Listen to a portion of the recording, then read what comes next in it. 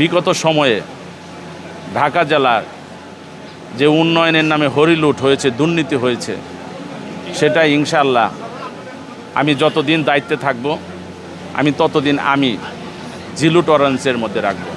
আমাদের ঢাকা জেলার যে সম্পত্তি আছে সেগুলো বিগত পতিত স্বৈরাচার সরকার বিভিন্নভাবে ব্যাহত করে রেখেছে।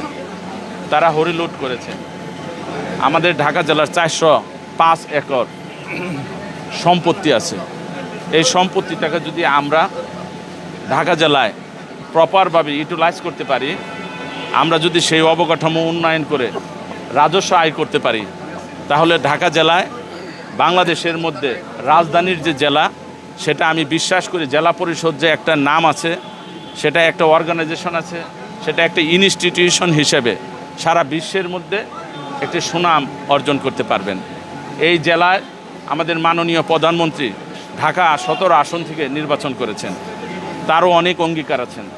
এইখানে যারা নির্বাচিত সংসদ সদস্য আছেন, আমি প্রত্যেকের সাথেই ক্রমান্বয়ে স্ব থানায় যাব, যখন মাননীয় সংসদ সদস্যদের সাথে নিয়ে, প্রশাসনিক কর্মকর্তা কর্মচারীদের সাথে নিয়ে সশরীরে যেয়ে আমি দৃশ্যমান কাজ করব।